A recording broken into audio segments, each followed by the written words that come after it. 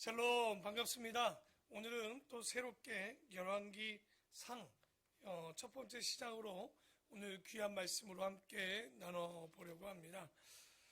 열왕기 상서 첫 번째 시간. 그러면 열왕기가 도대체 무슨 얘기인가? 우리가 크게 다른 얘기할 것도 없고요. 잠시 말뜻만 풀이하면 되지 않을까? 열왕, 10명의 왕의 이야기가 아니라 왕들의 이야기를 나열했다라고 보시면 됩니다. 그러니까 우리가 잘 아는 이제 통일 왕국이었던 사울과 다윗, 이제 다윗의 시대를 계속 마무리를 지면서 솔로몬까지의 이야기와 함께 그 이후 나라가 르호보암과 여로보암으로 나눠져서 북이스라엘 그리고 남유다의 이야기가 열왕기상, 열왕기하 왕들의 이야기를 나열해서 우리에게 보여주는 내용이 열왕기 상과 하의 이야기다 이렇게 보시면 돼요. 그러니까 왕들의 이야기를 연합다라고 봐야지 열왕 우리가 말들 하지만 좀 이런 한문을 쓰거나 혹은 이런 말들 우리가 이해하지 못하는 단어들을 써서 좀 어렵지만 쉽게 생각하면 그냥 왕들의 이야기다, 왕들의 역사다 이렇게 보시면 될 것 같습니다. 혹은 또 이 기자가 누구냐, 저자가 누구냐 이런 말들을 하는데 정확치는 않습니다. 다만 예레미야일 가능성이 많다라고 많이 봅니다. 그 이유 중에 하나가 뭐냐면 남유다가 망할 때 가장 40년간 사역을 했던 사역자가 누구냐? 그럼 바로 예레미야인데 놀라운 사실은 열왕기에 예레미야에 대한 이야기가 나오지를 않습니다. 우리가 너무나도 잘 아는 누가복음과 사도행전에도 누가가 기록한 것으로 알고 있죠. 하지만 누가에 대한 기록은 거의 없습니다. 아마도 자기의 이야기들을 기록하지 않는 이 저자들의 습성처럼 그래서 열왕기 상하의 내용들이 아무래도 예레미야이지 않는가. 또 예레미야 한가요?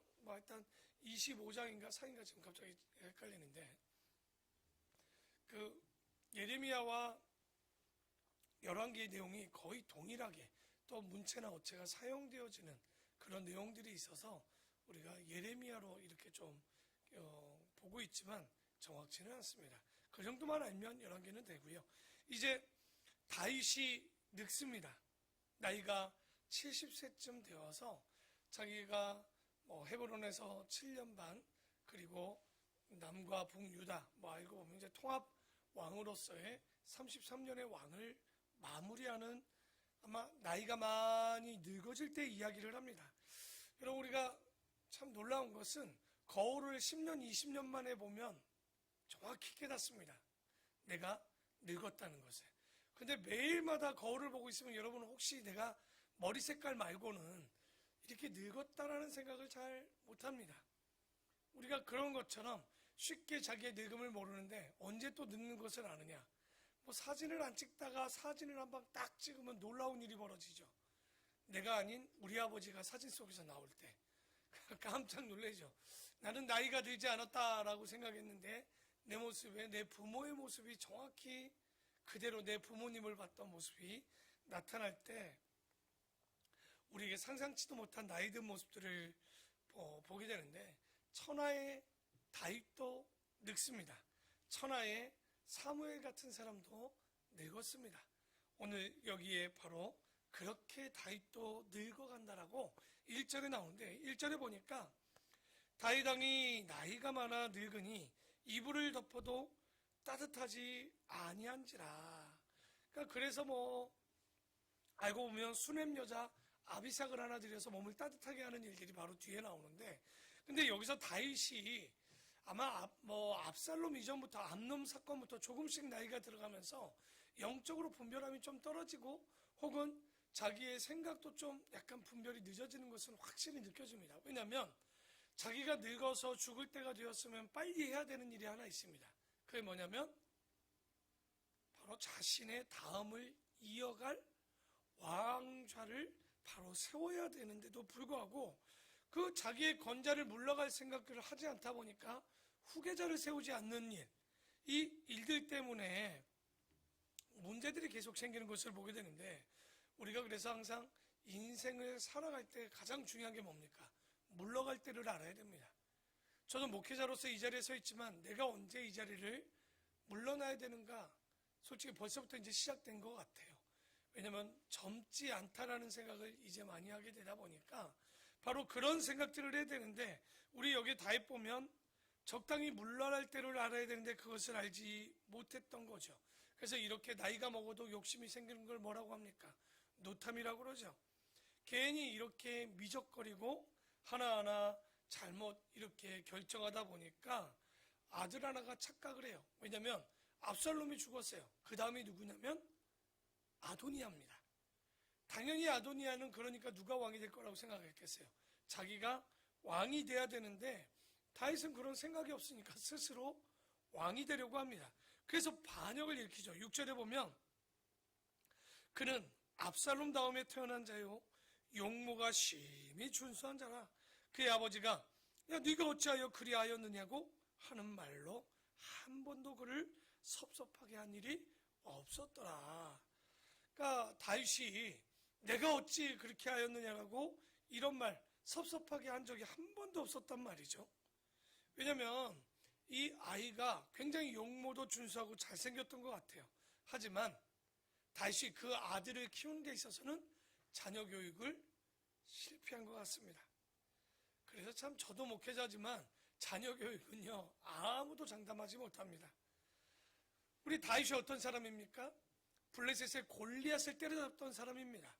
시를 짓고 악기를 다루고 또 악기를 내쫓을 만큼 굉장히 영적으로도 뛰어난 사람이죠. 하지만 자녀 교육은 어떻습니까? 아무리 멀티플레이어도 자녀 교육은 어려웠다는 거예요. 왜냐하면 자녀 교육은요 아버지가 이렇게 키우고 싶다고 해서 그렇게 되는 게 아닙니다. 왜냐면 일단은 여자들이 집에서 더 많이 키우게 되지만 그렇다고 여자들이 마음대로 됩니까? 그렇지 않은 거예요. 여러분 진짜 자녀 교육은 어려운 걸 많이 느끼게 됩니다. 자, 주님 앞에 주님께 맡기지만 우리도 노력하지만 주님이 도우셔야 되고 또한 우리 자녀들이 하나님 앞에 하나님을 두려워하는 마음을 갖도록 키워내야 되는데 그게 그렇게 말처럼 간단하지가 않은 것 같아요. 근데 7절에 아도니아가 이제 반역을 하니까 스루야의 아들 요압과 제사장 아비아달과 모이아니 그들이 따르고 도왔다라고 되어 있습니다. 그러니까 여기 보면 아도니아는 누굽니까? 자기가 아버지 왕의 왕권을 갖췄죠. 요압은 군부 사령관입니다. 아비아달은 종교적인 지도자입니다. 그러니까 이렇게 모시고 와서 반역을 하면 게임은 어떻게 된 거예요? 끝났죠. 각 장소에 있는 사람들의 수장들을 다 데려온 것 아닙니까? 종교계와 그리고 정치적으로 그리고 군사적으로 다 데려왔다면 끝났다라고 생각했는데 8절에 제사장 사독과 여호야다의 아들 분하야, 이제 원래는 군대 장관이 이제 누가 됐습니까? 분하야가 됐죠. 요압이 아마도 권세는 갖고 있지만 이제는 힘은 분하야로 돌아왔는데 분하야와 선지자 나단과 시므이와 레이와 다윗의 용사들은 아도니아와 같이 아니하였고 또 재미있는 걸 아도니아는 그들을 청하지도 않았고 그들이 가지도 않았습니다. 그러자 11절에 나단이 이 일을 보고 가만히 있을 수 없으니까 솔로몬의 어머니 바세바에게 말하여 이르되 지금 핫깃의 아들 아도니아가 왕이 되었음을 듣지 못하였나이까? 우리 주 다윗은 알지 못하시나이다. 이제 네가 당신의 생명과 당신의 아들 솔로몬의 생명을 구할 계책을 말하도록 허락하소서. 아마도 지금 아도니아가 왕이 되면 제일 먼저 숙청당할 사람이 제가 봐서는 솔로몬입니다. 왜? 아도니아 다음이고 이 밧세바를 어떻게 다윗이 생각하는 줄 알았기 때문에 분명히 솔로몬과 밧세바는 뭐 귀향을 가든 잘못하면 죽임을 당하든 이런 일을 당할 수 있었던 거죠. 근데 나단 선지자는 아도니아가 왕이 될 그릇은 아닌 걸 이미 알고 있었어요. 그래서 밧세바의 입을 넣어서 다윗에게 들어가서 어찌하여 아도니아가 왕이 되었고 내 약속을 지키지 않느냐 이렇게 가서 이야기를 하죠. 지금 아도니아가 왕을 되신 거랍니까? 할 때 아주 짜놓고 누가 들어갑니까? 바로 나단 선지자가 들어가서 바로 얘기하죠. 왕이시여 나 몰래 아도니아를 왕으로 세우셨습니까? 하면서 이제 다시 한번 밧세바의 얘기를 반복해 줍니다. 그러자 다윗이 또 이게 뭔 일이야? 그러니까 다윗이 나이 먹고 몸은 차가워지니 침대방에서 잘 나오지도 않은 것 같아요. 그랬더니 이제 34절에 정신을 차린 것 같습니다. 그래서 다윗이 얘기하죠. 거기서 제사장 사독과 선지자 나단은 그에게 기름을 부어 이스라엘 왕으로 삼고 너희는 뿔나파를 불며 솔로몬 왕은 만세수하옵소서 하고 그에게 빨리 가서 뭐 해라는 거예요? 기름을 부어 왕으로 세우라. 지금 바로 왕으로 세우라고 얘기하죠. 그런데 이 뿔나파를 잡고 더 많은 사람들이 기온 쪽에 가서 이것을 바로 예루살렘 바로 옆이거든요. 거기 가서 소리를 지르니 이 소리가 얼마나 컸는지 아도니아가 자기가 양 잡고 왕 됐다라고 잔치를 했지만 이 소리에 깜짝 놀라게 됩니다. 그러자 51절에 일단 뭐 그 가기 전에 아도니아가 그 소리를 들으니까 이게 어찌된 일이냐 한 신하가 와서 얘기하죠. 지금 우리 주인 다윗 왕이 솔로몬을 왕으로 기름 부음 받고 왕이 되었습니다 하니 아도니아가 겁이 난 거예요. 그래서 잽싸게 성전에 가서 성전 제단에 뿔을 잡고 바들바들 떨고 있는 거죠. 왜냐면 성전에서 쉽게 사람을 죽이지 못하니 또 그렇게 잡고 있었을 때 51절에 어떤 사람이 솔로몬에게 말하여 이르되 아도니아가 솔로몬 왕을 두려워하여 지금 제단뿔을 잡고 말하기를 솔로몬 왕이 오늘 칼로 자기 종을 죽이지 않겠다고 내게 맹세하기를 원한다 하나이다.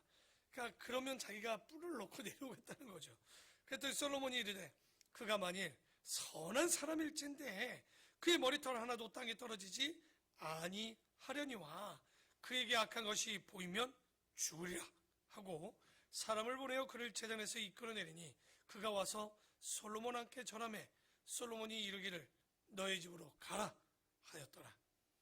그러니까 뭐 네가 나쁜 마음 더 이상 나쁜 마음이 없고 왕자에서 내려오면 뭐 하겠다는 거예요. 솔로몬이 살려주겠다는 거죠. 형을 딱 보니까 안 할 것 같아요. 그러니까 집으로 돌아가라. 끝납니다. 그랬더니 2장에 우리가 이제 죽기 전에 여러분 뭐 남깁니까? 사람이 유언을 남기죠. 근데 다윗은 뭘 남기냐? 살생부를 남깁니다.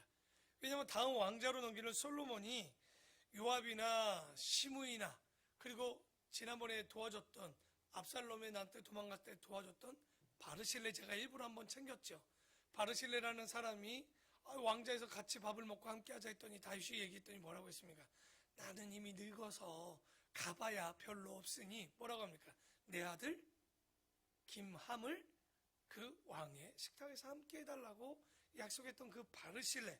근데 왜냐하면 다윗은 알고 있지만 아들은 모르잖아요. 하지만 다윗은 분명하게 그 약속들을 지키기 위해 이 솔로몬에게 그리고 나쁜 사람 어떤 사람들이 너에게 정적이 될지에 대해서 살생부 이 두 가지를 함께 남깁니다. 1절에 보면 다윗이 죽을 날이 임박함에 그의 아들 솔로몬에게 명령하여 이르되 내가 이 세상 사람 모든 사람이 가는 길로 가게 되었으니 너는 힘써 대장부가 되고 그렇죠. 우리도 지금 거기로 가고 있습니다. 누구도 그 길로 가고 있음을 막지 못하죠. 다윗도 가고 다 가겠죠. 네 하나님 여호와의 명령을 지켜 그 길로 행하여 솔로몬 너는 그 법률과 계명과 율례와 증거를 모세의 율법에 기록된 대로 지키라. 그리하면 네가 무엇을 하든지 어디로 가든지 형통하리라. 여호와께서 내 일에 대하여 말씀하시기를 만일 내 자손들이 그들의 길을 삼가 마음을 다하고 성품을 다하여 진실이 내 앞에서 행하면 이스라엘 왕위에 오를 사람이 너에게서 끊어지지 아니하리라 하신 말씀을 확실히 이루게 하시리라.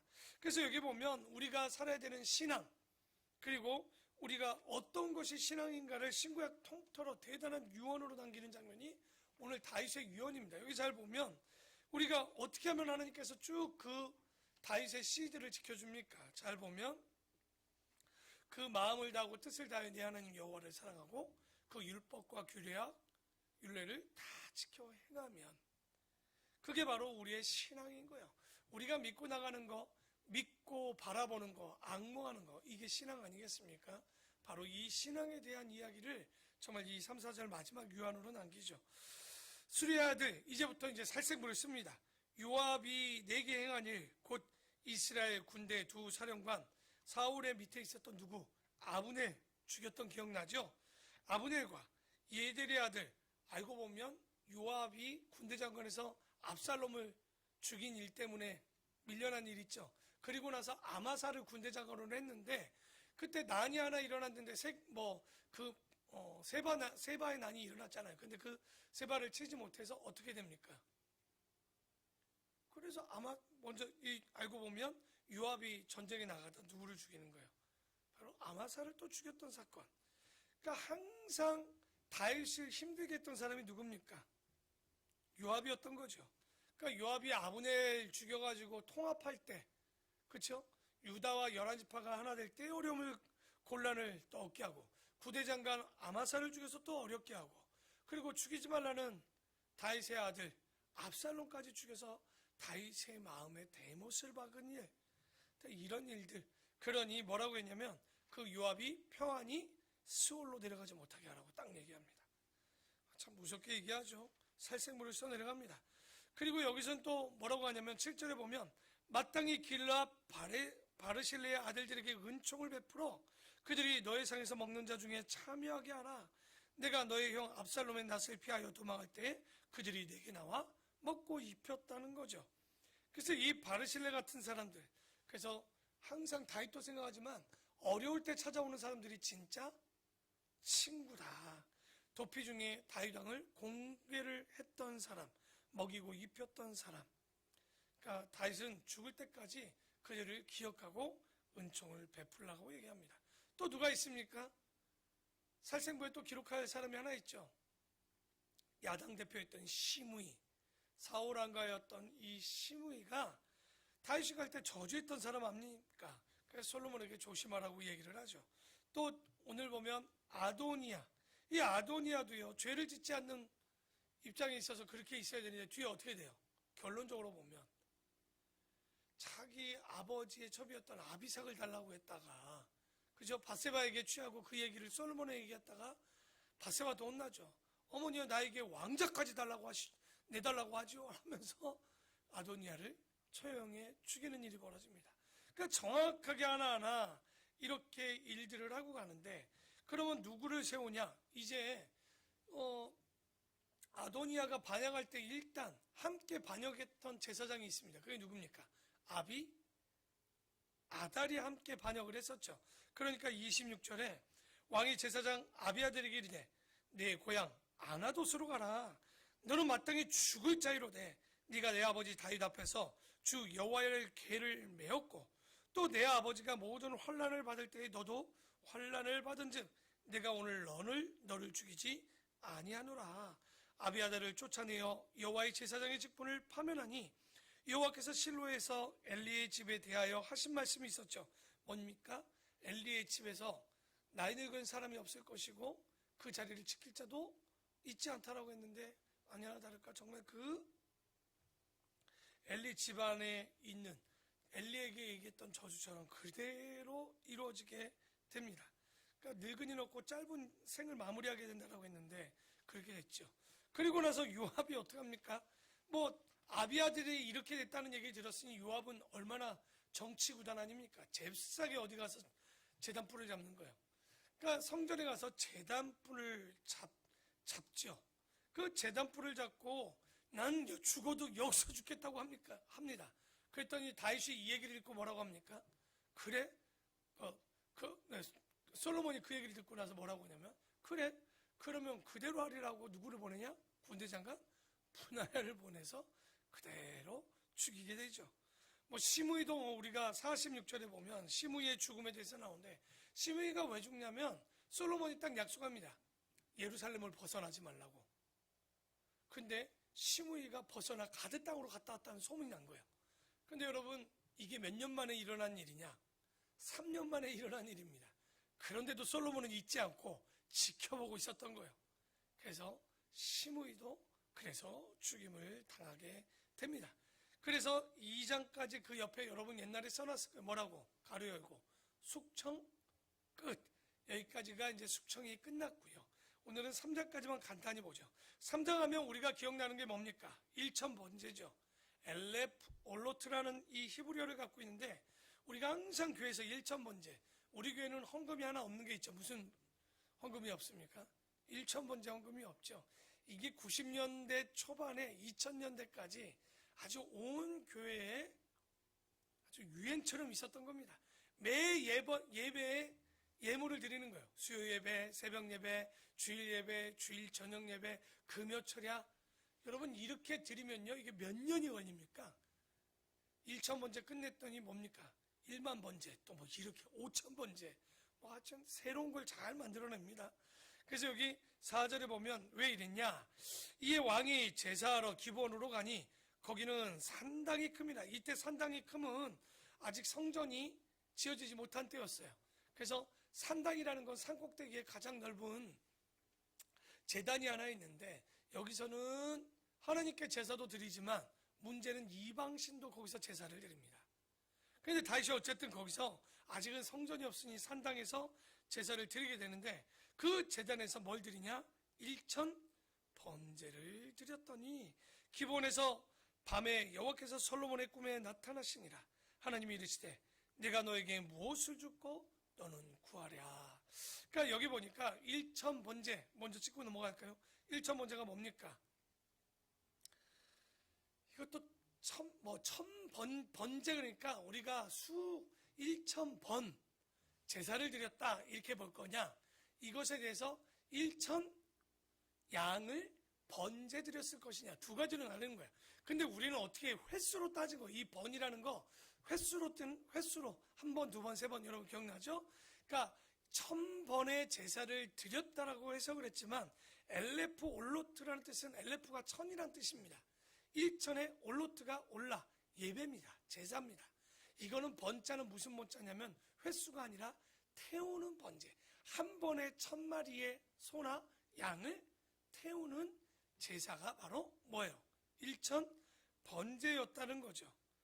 그러니까 다윗이 1,000번제 드릴 때 뭐 국고에 있는 양 소를 뭐 1,000마리 태울 수도 있었겠지만, 그런데 뭐 이거는 아마도 기쁜 날이어서 이 모든 백성들에게 한 마리씩 갖고 오라든지 한 마을에서만 하나를 갖고 오라든지, 어쨌든 이렇게 예배를 하나님 앞에 감사함으로 드렸을 텐데, 이놈의 1,000번제가 한 번에 1,000마리 드린 번제가 아니라 1,000번의 예배를 드렸다라고 교회가 이걸 받아들이고 사용했지만, 결론적으로는 목회자의 욕심이었습니다.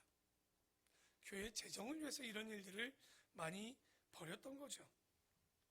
그런데 여기 보면 여러분 잘 생각해 보십시오.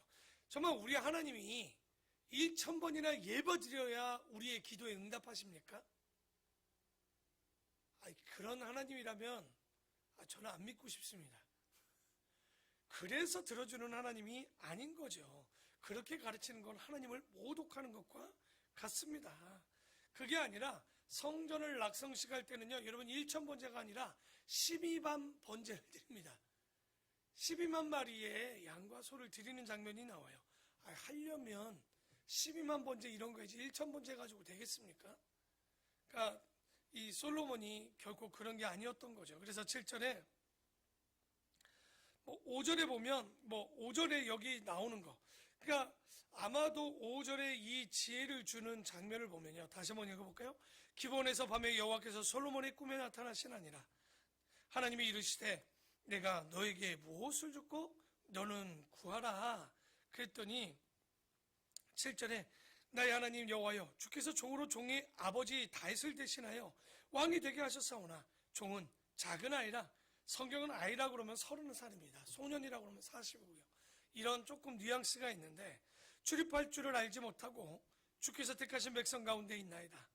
그들은 큰 백성이라 수요가 많아서 셀 수도 없고 기록할 수도 없사오니 누가 주의 이 많은 백성을 재판할 수 있사오리까? 그래서 저에게 듣는 마음을 종에게 주사 주의 백성을 재판하여 선악을 분별하게 하소서.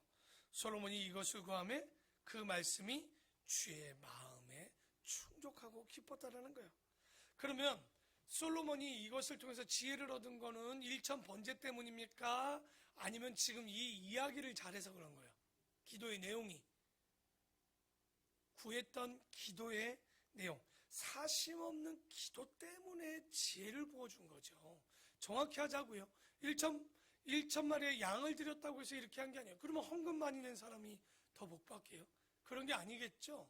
어차피 이 세상의 모든 것은 하나님 거예요. 그러니까 항상 하나님은 뭘 봅니까? 외모가 아니라 사람의 중심을 보시는 거죠. 두렵던 두렸던 여인의 마음과 중심을 보았던 거죠. 그러니까 우리가 그것을 잊지 말아야 될 것이고, 11절에 이에 하나님이 그에게 이르되 네가 이것을 구하도다. 자기를 위하여 장수하기를 구하지 아니하였고 부도 구하지 아니하며 자기 원수의 생명을 멸하기도 구하지 아니하고 오직 송사를 듣고 분별하는 지혜를 구하였으니 내가 너의 말대로 하여 내게 지혜롭고 총명한 마음을 주노니 너희 앞에도 너와 같은 자가 없었거니와 내 뒤에도 너와 같은 자가 일어남이 없으리라. 그래서 지금 하나님의 마음에 너무 충족했던 거죠. 그런데 뭘 줍니까? 솔로몬의 지혜를 준 거죠. 분명히 재판할 수 있는 마음을 달라고 그랬더니. 그런데 그래서 우리가 기도할 때 지금 11절 12절을 보고 정확히 기도합니다. 솔로몬 같은 기도, 지혜를 달라면 주셔야 안 줘요? 안 줍니다. 솔로몬 같은 지혜는요, 내 앞에도 뒤에도 이런 지혜를 준 적이 주지 않겠다라고 말씀하잖아요. 그러면 솔로몬처럼 우리에게 지혜를 달라고 기도하시면 됩니다. 솔로몬 같은 지혜는 이제 뭐합니까? 없습니다. 솔로몬처럼 지혜를 달라고 하는데, 그래서 이 사심 없는 솔로몬의 이 기도 때문에 정말 그에게 듣는 마음을 달랬을 때 하나님께서는 그에게 지혜를 부어주시는. 근데 문제는 이런 큰 지혜를 받았음에도 불구하고 어떻습니까? 솔로몬의 40년 통치 기간 중 절반은 뭐예요? 성전과 궁을 짓는 데에 다하고 그 이후에는 부인 1000명 두는 데 시간을 다 보냅니다. 참 지혜가 있다고 해서 여러분 그게 다 되는 게 아니에요. 그 지혜 가운데 누가 있어야 되는 거예요? 하나님이 함께 하셔야 되는 거예요. 아무리 똑똑해도요, 그 하나님이 함께 하지 않으면 이런 일이 벌어지는 거죠.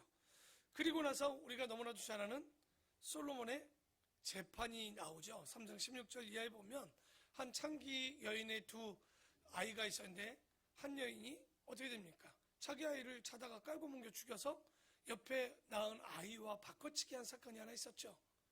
그래서 분명히 그때 얘기하지 않았습니까? 솔로몬이 반반짜 넣어라야. 그래서 각각 나눠 가져라고 그러니까 한쪽 여인이 뭐라고 그래요? 아닙니다. 저 아이를 다 저 반대편 여인에게 주라고 얘기하죠. 반대편 여인은 뭐라고 그래요? 쪼개자고, 쪼개서 갖자고. 그래서 솔로몬이 누구에게 주라고 합니까? 반대편 여인에게, 그렇죠? 아이를 다 주라고 한 여인에게 주라고 그랬는데, 재밌는 건 이거 물어볼 때 그런 질문도 합니다. 그럼 진짜 엄마가 쪼개지 말라는 그 엄마가 진짜 엄마일까요? 라고는 정말 그렇게 선택했을까요? 예전에 누가 그 질문하더라고요. 그래서 어떤 분은 또 그렇게도 얘기해요. 진짜 엄마와 가짜 엄마를 떠나서 진짜 양육할 엄마, 양육할 수 있는 엄마의 마음을 가진 자에게 줬다. 그러니까 진짜 그 여자가 엄마일 수도 있지만 그걸 다르게 본다면 그렇게도 볼 수 있다라고 보신 분들도 있습니다. 그냥 그거는 얘기한 거고요. 어쨌든 그래서 우리가 판결할 때 판이 무슨 판자냐? 판결할 판자를 쓰겠죠. 근데 웃깁니다. 이 판결한 판자를 보면요, 반반자에 칼도자를 쓰고 있습니다.